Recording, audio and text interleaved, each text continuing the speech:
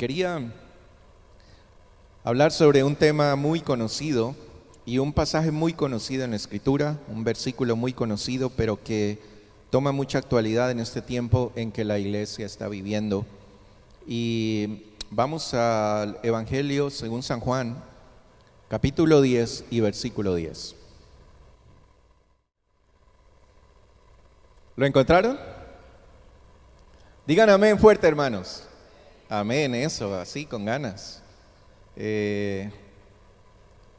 Vamos a leerlo todos juntos. Y lo leemos en el nombre del Padre, del Hijo y del Espíritu Santo.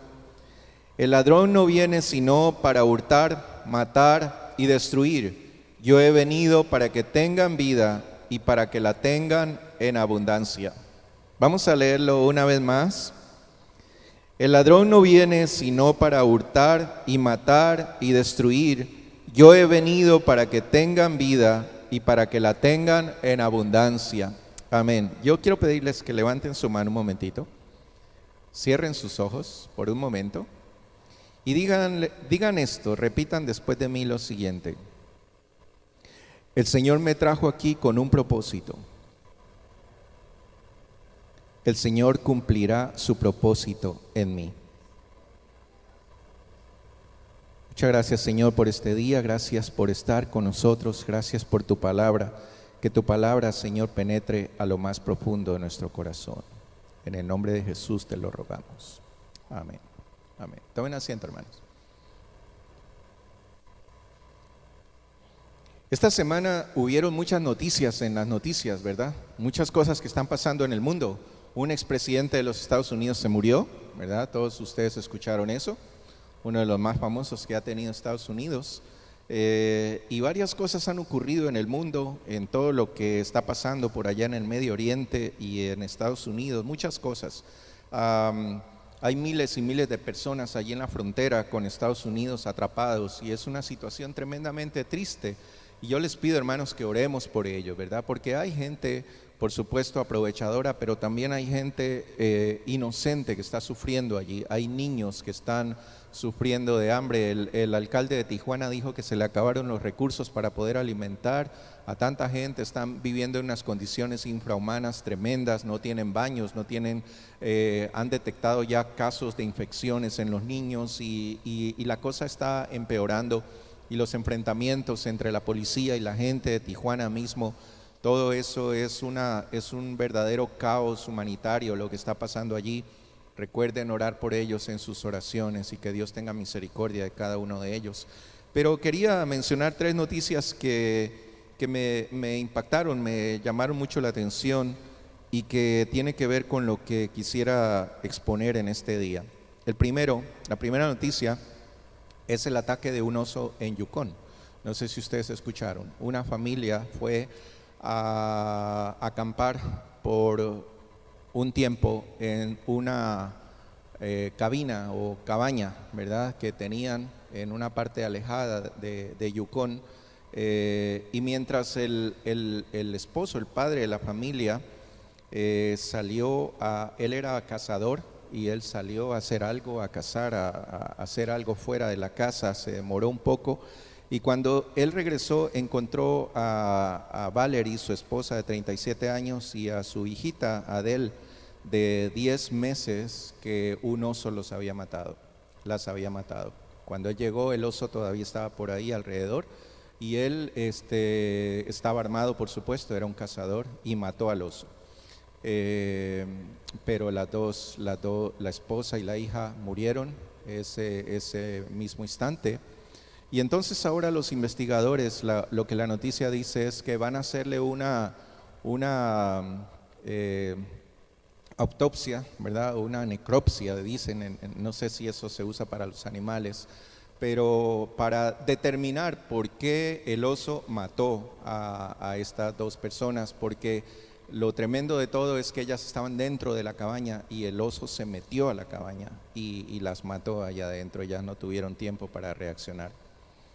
La otra noticia que me llamó mucho la atención, y porque es algo raro que pase aquí en un país como Canadá, en nuestros países a lo mejor pasa mucho esto, pero aquí en Canadá, ¿verdad?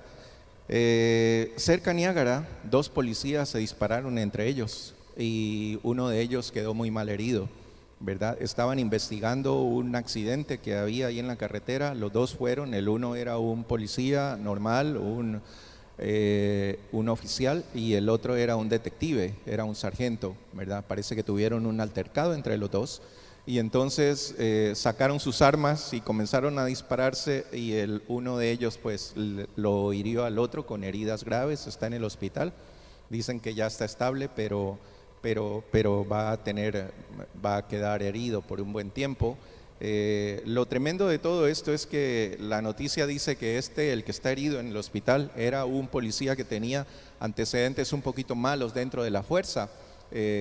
Lo habían acusado de varias cosas, de uso de la fuerza extrema y cosas, abuso de la autoridad y todo esto, con personas de fuera y también con personas de la misma institución. Entonces parece que no era un policía de los buenos, sino de los malos, ¿no es cierto? Y esto fue lo que pasó.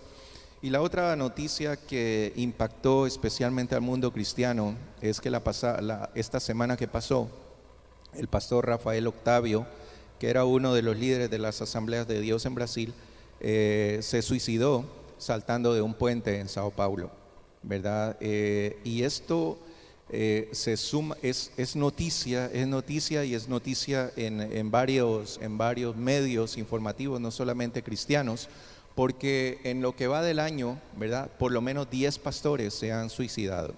Entre ellos, unos pastores muy importantes de mega iglesias en Estados Unidos. Uno de ellos era inclusive el hijo de uno de los asesores del presidente de los Estados Unidos, y se quitó la vida, y de muchas maneras. Algunos se han ahorcado, otros se han disparado o han tomado cosas, pero han sido 10 hasta el momento.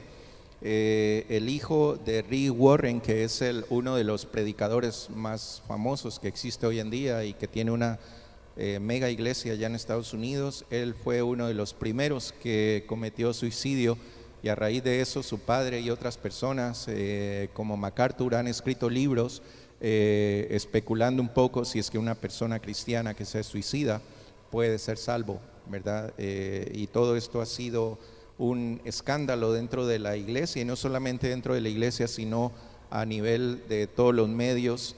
Y cuando un pastor de California, Stokely, que se suicidó, ¿verdad?, la esposa del pastor dijo unas palabras que son muy impresionantes, y ella dice: el enemigo lo perseguía, ¿verdad? Y dice: y nunca me di cuenta de la intensidad del ataque. Era la esposa de él, estaba al lado de él, dormía con él todos los días, y nunca se dio cuenta de que su esposo como pastor estaba en depresión y estaba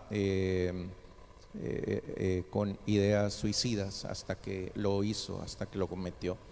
De acuerdo con el Instituto Schaeffer de Estados Unidos, hablando sobre esto que pasa con los pastores, dice: el 80% dejan el ministerio después de los 5 años. Es decir, el 80% de los pastores dejan el ministerio después de 5 años. Es decir, 5 años es lo que más aguanta. El 80%, fíjense ustedes, es un número altísimo, son unas estadísticas tremendas. Dice que el 70% de los pastores, ellos han hecho una encuesta en todos los Estados Unidos, y esto fue lo que encontraron: el 70% luchan contra la depresión, 70% de los pastores. El 71% están agotados, están cansados del ministerio. El 80% cree que el ministerio pastoral ha afectado negativamente a sus familias, y el 70% de los pastores dicen que no tienen un amigo. Y esto es tremendo, porque estamos hablando de siervos de Dios, ¿verdad?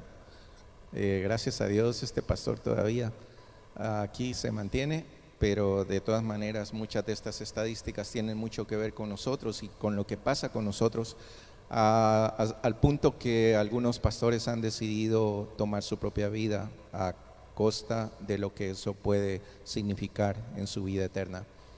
Y entonces lo que la palabra de Dios nos dice es que el ladrón, está refiriéndose al ladrón que todos sabemos y todos entendemos que el ladrón en este caso no es un ladrón común y corriente. El ladrón de que la Biblia, el Señor está hablando, es el diablo, es el enemigo, ¿verdad? Y está refiriéndose a él como un ladrón que viene a hurtar, a matar y a destruir, ¿verdad? Y luego él se pone del otro lado y dice: yo, que soy el buen pastor, he venido no para hurtar, no para matar, no para destruir, sino para darles vida, pero no solamente vida, sino vida en abundancia. Eso es lo que el Señor quiere darnos. Ahora, ¿qué significa ladrón? ¿Verdad? Según el diccionario, la definición más sencilla de un ladrón es aquella persona que se apodera de cosas ajenas. ¿Sí? Eso es un ladrón. Aquella persona que viene a la iglesia y dice: ve, este lapicero está bien bonito, y se lo lleva, ¿no es cierto? Eso es un ladrón. Un ladrón es alguien que se coge algo de su esposa sin decirle y se lo lleva, o que un niño que coge algo de un compañerito de la escuela y se lo lleva a la casa. Eso es un ladrón, ¿verdad? Pero fíjense ustedes qué tremendo. Hay dos maneras de ser un ladrón, y esto es, les estoy hablando de acuerdo al diccionario, ¿verdad? Ustedes lo pueden encontrar allí. Puede apoderarse de las cosas ajenas de dos maneras. La una es robo y la otra es hurto. Y entonces dije: ¿cuál es la diferencia con eso? Entonces, la diferencia entre las dos cosas es que el robo significa tomar lo ajeno mediante el uso de la violencia o de la intimidación. Eso es lo que dice el diccionario, ¿verdad? Robar es tomar algo mediante la violencia, ¿no es cierto? Es decir, que yo voy donde esa persona y le pongo un revólver en el estómago o un cuchillo, como lo hacen en nuestros países, y le dice: dame tu reloj. Mediante la violencia, eso es robo, de acuerdo con el diccionario. Pero miren ustedes, ¿qué es hurto? ¿Ya? Y esta es la palabra que está utilizando el Señor aquí. Hurto dice que es tomar lo ajeno sin que participe la fuerza o el enfrentamiento, sino de forma silenciosa, mientras los dueños no se encuentran directamente en la escena. Miren ustedes, diferencia entre robo y hurto. Robo es violento, es arrebatarle al dueño mientras él está allí, quitárselo con fuerza, con violencia, con intimidación, ¿no es cierto? Me das esto o te mato, ¿ya? Pero hurtar es hacer lo mismo, quitarle lo mismo, pero mientras la persona está descuidada, mientras no está ahí en la escena. Y esa es la palabra que el Señor está utilizando. Cuando el Señor está hablando con la gente de ese tiempo, cuando Él llegó al templo y encontró que allá en el templo lo habían convertido en un casino, en una casa de cambios, en un mercado de compra y venta, ¿verdad? Él mencionó estas palabras que son muy fuertes, y les dijo: escrito está: mi casa de oración será llamada, mas vosotros la habéis hecho cueva de ladrones. Fíjense ustedes, ladrones. Y el Señor habla de aquellos ladrones que están metidos en la iglesia y que por supuesto están utilizados por el enemigo para robar y para hurtar, ¿no es cierto? Y cuando el pueblo le pregunta al Señor: pero Señor, ¿en qué te hemos robado? El Señor dice: en vuestros diezmos y en vuestras ofrendas. Porque ustedes dicen que son diezmos, pero no son. Porque ustedes dan una ofrenda, pero dan de lo que les sobra, ¿verdad? Y a esas personas el Señor llama ladrones, ¿ya? Y entonces cuando el Señor habló con los fariseos y con los sacerdotes y con la gente que estaba allí en la casa de Él, Él les dijo: ustedes han convertido esto en una cueva de ladrones. Y el Señor está diciendo que el ladrón es aquel que quiere robar, que quiere despojar lo que no le corresponde, ¿verdad? Cuando una persona no declara sus impuestos al gobierno, ¿qué es? ¿Es un ladrón? ¿Y el gobierno qué hace? Bueno, no se confíen de esas llamadas que están haciendo ahora, ¿verdad? A mí me asustaron la primera vez y yo llamé y casi me hacen pagar una cantidad de dinero allí. Pero tengan cuidado con eso. Revenue Canada nunca hace algo como eso, ¿verdad? Siempre mandan una cartita. Yo recibí una carta de ellos en estos días y ahí sí dije: estos sí son, ¿verdad? Pero eso es robar, cogerse un dinero que a usted no le corresponde, un dinero que no es suyo, un dinero que es del gobierno. Y es lo mismo que pasa en la casa de Dios. El Señor dice: los diezmos de todo lo que tienes es del Señor. Y el momento que tú no lo haces, que tú no lo das, que tú recortas un poquito allí y dices: bueno, no voy a dar el 10, voy a dar el 8.5, ¿no es cierto? Eso es robarle al Señor. Y en eso tenemos que tener mucho cuidado. Pero entonces, ese es un ladrón. Un ladrón es aquella persona que se apodera. Y el Señor está diciendo: el ladrón, el enemigo, aquella persona que se quiere apoderar de las cosas que no son de él, ¿no es cierto?, viene a tres cosas: hurtar, matar y destruir. Y entonces, hurtar, en el griego es la palabra que está usando allí, ¿verdad? Es kleón, que significa en griego, y viene del latín también, furtum, que significa despojar a alguien de su propiedad sin aplicar la fuerza ni intimidar a su propietario. Eso es hurtar. Es decir, no hay necesidad de asustarlo, ¿verdad? Es aquella persona que va caminando por la calle con su cartera abierta, ¿no es cierto? Y llega un ladrón y le mete la mano y le saca la billetera y no ha pasado nada. La persona sigue caminando, no se ha dado cuenta que le hurtó a alguien hasta que llega a su casa y se da cuenta que no tiene la cartera, ¿no es cierto? Y eso en nuestros países hay que cuidar mucho. Entonces, el primer paso del enemigo, el primer paso que el diablo quiere hacer en tu vida es despojarte, Si no prestas atención a las pertenencias tuyas, él está allí listo para despojarte. El ladrón se aprovecha de nuestro descuido para hurtar las bendiciones de Dios para nuestra vida, para nuestra familia y para nuestra iglesia, sin intimidarte, sin asustarte. Ya, él simplemente llega callado, comienza a despojarte, comienza a hurtar lo que Dios te ha dado y tú no te das cuenta que eso está ocurriendo. Eso es lo que el diablo hace, ¿verdad? Porque otra cosa es que el diablo se te presente así de frente y te diga: a ver, te pongo una pistola aquí al frente y te diga: dame todo lo que Dios te ha dado. Pero eso no es lo que él hace.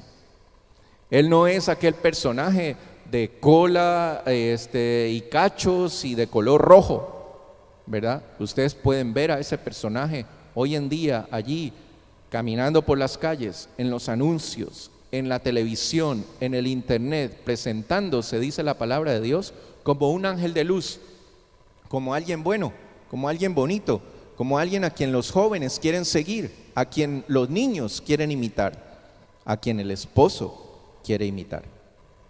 Es así como el diablo se presenta, ¿verdad? Y entonces él quiere descuidarte y quiere hurtar lo que Dios te ha dado. Aquel cazador, ¿verdad?, de la noticia, que salió de su casa y se fue a hacer algo. ¿Qué se fue a hacer? Posiblemente se fue a cazar, se fue a trabajar, se fue a hacer alguna cosa, pero descuidó a su familia, descuidó a su esposa, descuidó a su hijo, y llegó el enemigo y los atacó y le hurtó sin intimidarlo. ¿Se dan cuenta? Sin intimidarlo. Él ni siquiera se enteró. Cuando llegó a la casa, se enteró que el enemigo llegó y hurtó lo que era de él. ¿Sí? Y eso es lo que el diablo hace con nosotros, hermanos. Es así como trabaja, sutilmente. Él no te quiere asustar. Él simplemente quiere quitarte las cosas que Dios te ha dado de una forma sutil, que tú no te des cuenta que te las está quitando. La palabra de Dios dice en Efesios 1:3: bendito sea el Padre, el Dios y Padre de nuestro Señor Jesucristo, que nos bendijo con toda clase de bendición en los lugares celestiales. Dice el Señor que Él ya nos ha bendecido con todo tipo de bendición. Toda bendición que nosotros necesitemos, Él ya nos ha bendecido. Él ya nos la ha dado no es que nos la va a dar, ya nos la ha dado. Nosotros ya tenemos todas las bendiciones de Dios, bendiciones materiales, bendiciones de familia, bendiciones de trabajo, bendiciones de salud, bendiciones espirituales, todo tipo, toda clase de bendición, ya Dios nos la ha dado, ¿ya? Entonces, ¿qué es lo que el enemigo quiere hacer? El enemigo quiere hurtarte esas bendiciones, quiere hurtarlas, quiere quitarlas, porque ya son tuyas, porque ya Dios te las ha dado, ¿no? Este pasaje conocido por todos nosotros, Mateo 6:33, dice: busca primeramente el reino de Dios y su justicia, y todas estas cosas, ¿refiriéndose a qué? Refiriéndose al dinero, a la salud, al trabajo, al descanso, a la paz, a la alegría, a la seguridad, a todo eso se refiere el Señor. Todas estas cosas vendrán por añadidura, ¿no es cierto? En Ecuador dicen de yapa, ¿cierto? Es cuando uno va a comprar algo y le dicen: lleves esto también, porque ahí por haberme comprado tanto. Eso es lo que el Señor hace. Pero buscar primeramente el reino de Dios. Pero ¿qué es lo que nosotros hacemos? Lo que nosotros hacemos es invertimos eso, y mientras invertimos eso, entonces el enemigo tiene libertad de actuar para hurtar esas bendiciones que ya Dios nos ha dado. ¿Sí? Miren, hermanos, cuando invertimos el orden, las bendiciones se alejan. Y eso es lo que muchos cristianos no logramos entender, ¿verdad? Muchos creemos que tenemos que trabajar y trabajar y trabajar y trabajar para tener dinero y para que Dios nos bendiga. Muchos creemos que tenemos que cuidar nuestra salud y lo más importante es nuestra salud y eso es lo más importante para muchos, ¿no es cierto? O cuidar nuestra apariencia, ¿verdad? Descuidando las cosas de Dios. Y entonces, ¿qué pasa? El dinero no te alcanza. La salud, por más que tú te cuides, ¿verdad? Yo tenía un amigo, un argentino, era de los argentinos de los de Buenos Aires, ¿verdad? Hablaba así con el show y toda la cosa. Y entonces él era el hombre que más se cuidaba. Él comía solo semillas, comía vegetales. Cuando nosotros íbamos allá, nos ponía la mesa llena de semillas de toda clase. Una vez comimos semillas tan mezcladas que salimos tan mal del estómago por 2 días. Y eso era lo que él comía. Y comía todas esas cosas saludables, súper saludables, ¿no es cierto? Súper saludables. Y él decía: yo me cuido de esa manera. Y realmente llegó a cierta edad, ¿no es cierto? Cuando iba a la casa nuestra, no, carne, no, leche, no, bueno, nada de eso, era pero súper estricto en su dieta, ¿cierto? De pronto un día le apareció un tremendo cáncer en el estómago, ¿sí?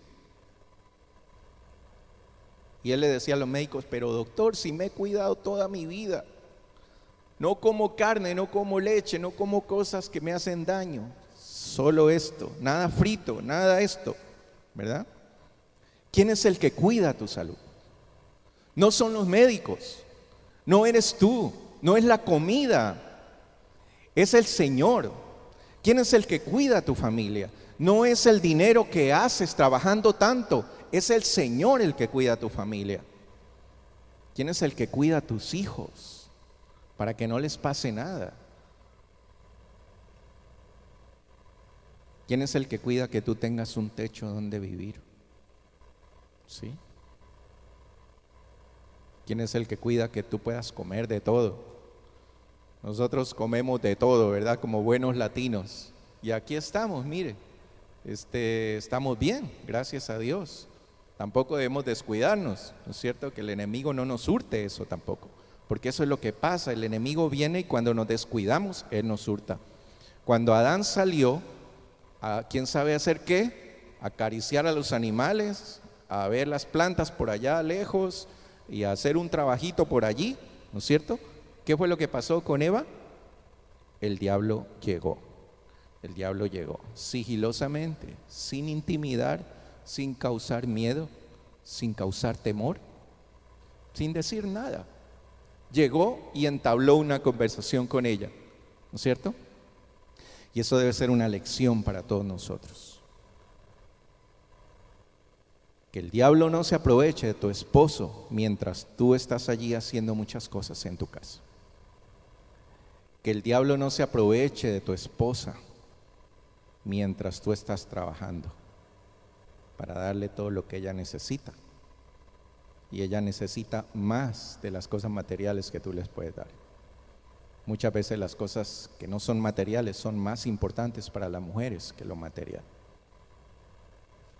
Y entonces el enemigo viene y quiere destruir. Fíjense ustedes qué bonito. Mateo 6:33 en la Nueva Traducción Viviente dice, al final dice, en lugar de decir todas estas cosas os serán añadidas, él dice, y les dará todo lo que necesiten. Todo lo que necesiten, él te lo dará. Si buscas primeramente el reino de Dios y su justicia. Luego el segundo paso es matar.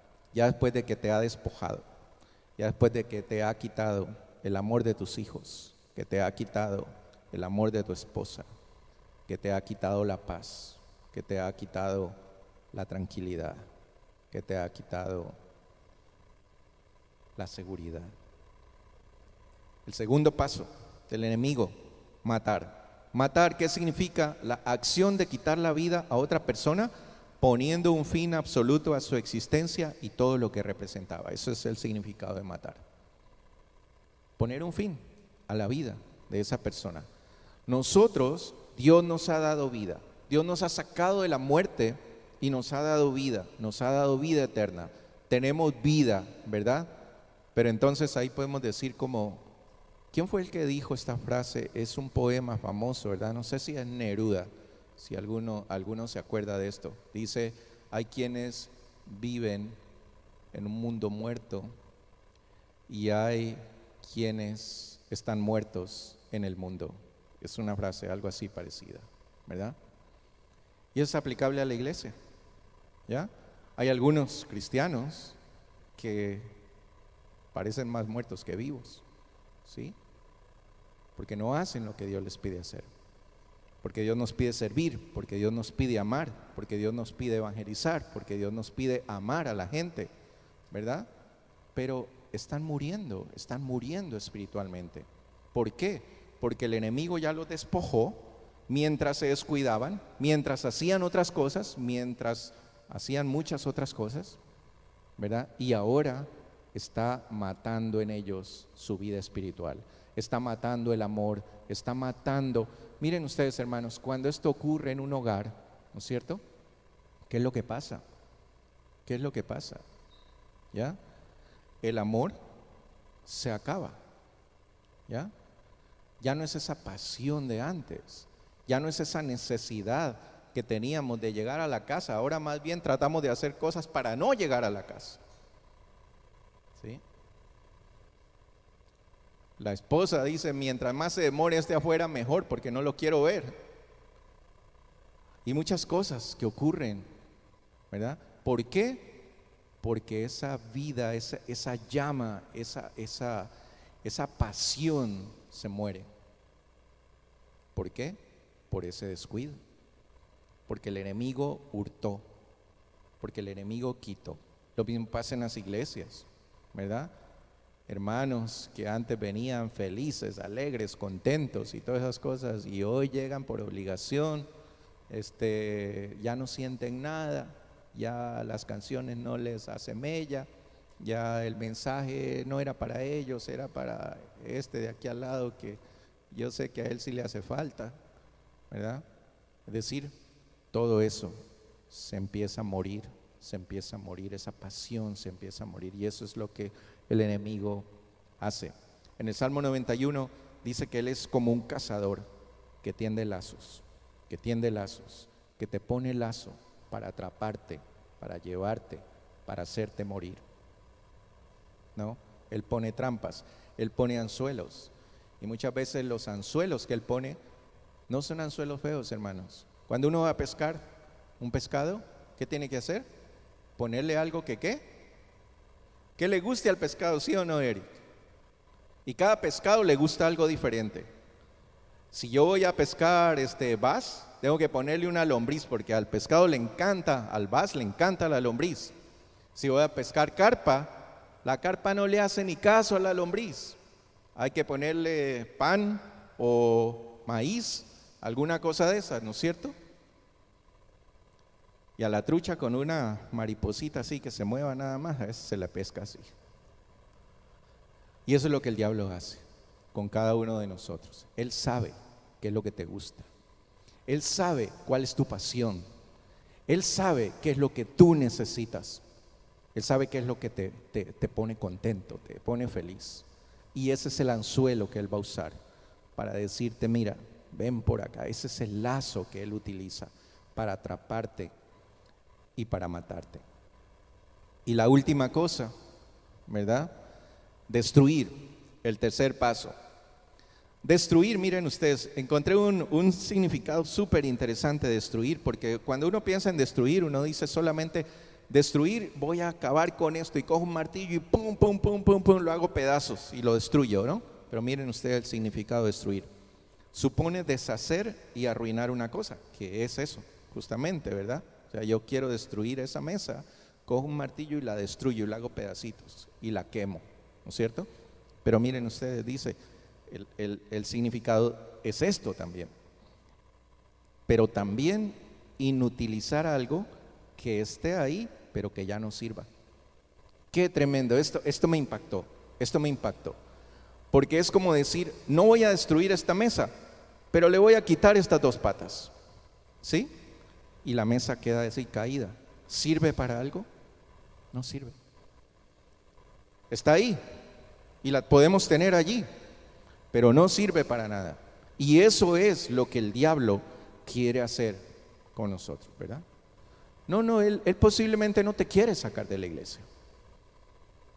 Él no quiere llevarte allá afuera y destruirte. Él lo que quiere es cortarte una pata, ¿sí? Para que no hagas nada en la iglesia, para que no trabajes, para que no sirvas, para que no hagas lo que Dios te pide hacer. Eso es lo que Él quiere. No solamente destruirte, es inutilizarte también, inutilizarte. Hoy en la mañana hablábamos de eso justamente, ¿verdad? A una persona el Señor le dio 5 talentos, a otro le dio 10 y a otro le dio 1. ¿Sí? El que tenía 10 hizo 10 más, el que tenía 5 hizo 5 más. ¿Qué hizo el que tenía 1? Lo escondió. ¿Qué es eso? Inutilizarte, inutilizarte para que lo que Dios te ha dado no sirva para nada. Dios te ha dado dones, te ha dado talentos, te ha dado cosas increíbles que Dios te ha dado a ti. Y Él quiere utilizarlos, pero lo que el enemigo quiere hacerte es inutilizarlo, ¿no es cierto? Inutilizarlo, ¿ya? Como en la guerra. No quieren posiblemente matar al enemigo, pero lo que hacen es destruyen un puente o destruyen sus comunicaciones y lo inutilizan para que no pueda pelear la batalla. Y eso es lo que el enemigo quiere hacer. En el Salmo 91 dice que Él te librará de la peste destructora, de la peste destructora. Es lo que el enemigo quiere hacer. Lo que el enemigo quiere hacer es destruir tu hogar. Ese es el tercer paso. ¿Ya te hurtó? ¿Ya te hurtó la paz? ¿Ya te hurtó la tranquilidad? ¿Ya te hurtó las bendiciones de Dios? Lo segundo es, ya mató tu pasión, mató tu amor, mató tu entrega por tu esposa, por el Señor, ¿verdad? Y la tercera cosa que Él quiere hacer, Él no se quiere quedar allí, ¿no? Miren ustedes, algo que el enemigo desconoce es la misericordia. La misericordia es un don de Dios. Solo Dios y sus hijos son misericordiosos, pero el enemigo desconoce la misericordia. El enemigo te da dinero, el enemigo te da fama, el enemigo te puede dar riqueza, te puede hacer muchas cosas, pero él siempre te va a cobrar sin misericordia, porque él es así, porque él es el destruidor. Él quiere destruir, él quiere dañar. Por eso la pregunta es, ¿a qué lado me voy a alinear? ¿A buscar primeramente el otro reino y que las otras cosas me sean añadidas, lo espiritual, eso no funciona así. El Señor dice, alíñate de este otro lado, las cosas espirituales primero y todo lo demás, todo lo que necesitas, te lo voy a dar. Eso es como el enemigo trabaja, es lo que quiere hacer. Entonces él no se queda contento solamente con hurtar, no se queda contento con matar, él lo que quiere es destruir. Y ese es el tercer paso, ¿verdad? Él quiere destruir todo lo que Dios ha construido en tu vida. Él quiere destruir tu vida personal, Él quiere destruir tu familia, Él quiere destruir tus hijos, Él quiere destruir esta iglesia. Eso es lo que Él quiere. Dice 2 Pedro 2, del 1 al 3, dice, pero hubo también falsos profetas entre el pueblo, como habrá entre vosotros falsos maestros que introducirán encubiertamente herejías ¿qué? Destructoras. Él quiere destruir. Él no solo quiere robar, Él quiere destruir. Herejías destructoras que aún negarán al Señor que lo rescató, atrayendo sobre sí mismo destrucción repentina, ¿verdad? En estos días vi una cosa que uno hasta se ríe de esas cosas que están pasando en la iglesia hoy día, ¿verdad? Un pastor bajó suspendido de un cable en el altar. ¿Sí lo vieron ustedes? ¿Lo vieron? Ahí está, en todas partes sale y todo el mundo hace mofa de eso, ¿verdad? Estaban ya listos para que el pastor entrara y el pastor, en lugar de entrar o de salir de acá o de levantarse como quiera, bajó suspendido de un cable y ahí lo bajaron a media altura y desde ahí empezó a predicar, ¿no es cierto? Y entonces las noticias no cristianas, por supuesto, decían el pastor levitante, dijeron. Eso fue como lo llamaron, ¿verdad? Y la gente feliz. Ustedes ven el video y la iglesia se ríe y aplaude y el pastor está allá arriba hablando desde esa altura y la iglesia, aleluya, gloria a Dios, y se levantan y aplauden y todo. Eso es. El enemigo quiere destruir la iglesia, quiere destruir tu vida. Pero el Señor dice, yo he venido para que tengas vida y la tengas en abundancia. Hermanos, el Señor cada día nos pide, ¿de qué lado te quieres alinear? ¿El enemigo? Sí, el enemigo te va a dar fama, posiblemente va a mantener tu salud por un buen tiempo. Posiblemente te va a dar las fuerzas que necesitas para hacer todo lo que estás haciendo. Posiblemente te va a dar todo el dinero que necesitas para pasarla súper bien, ¿ya? Pero te las va a cobrar, La otra es, alíneate al lado de Dios. Y Él dice que te va a dar todo en abundancia, Solo falta creer, solo falta que tú lo creas. Si no lo crees, vas a estar siempre tratando de hacerlo tú. Si tú lo crees, Dios lo va a hacer. Dios te va a dar lo que necesitas. Dios va a cuidar tu salud. Dios va a cuidar tu familia.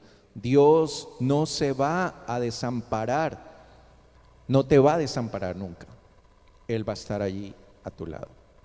Yo les voy a mandar un video y espero que lo vean. Quería ponerlo aquí, pero mejor se los mando, ¿no es cierto? De aquel osito que salió a jugar lejos de su mamá y se descuidó y llegó el león, ¿no es cierto? Es un puma el que aparece allí. Llegó y empieza a querer comérselo y a matarlo, ¿ya? Y eso es lo que el diablo quiere hacer con nosotros, lo que el diablo quiere hacer con la iglesia, con la familia. Y es por eso que estamos orando a las 5 de la mañana, es por eso que nos estamos poniendo en su contra y levantándonos en contra de él, en contra de sus acechanzas. Cada día, unámonos en este clamor. Y unámonos en este clamor por las familias. El enemigo la ha tomado contra las familias. Él quiere destruir la familia.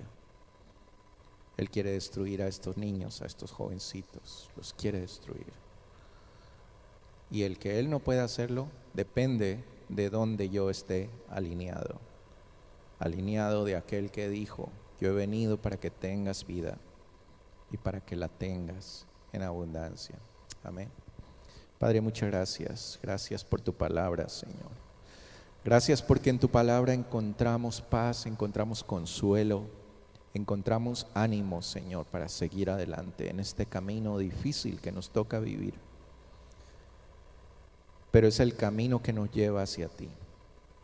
Y no importa lo difícil que sea, Señor, si el fin es encontrarte a ti, es tener la vida eterna, es tenerte a ti, Señor, como nuestro Dios, como nuestro Señor. Padre, en este día queremos poner nuestras vidas en tus manos, queremos poner la vida de nuestra familia en tus manos, Señor. Tú ves cómo el enemigo se ha levantado para hurtar, para matar, para destruir las familias, para destruir los matrimonios, Señor, para destruir a nuestros hijos, para destruir a nuestros nietos,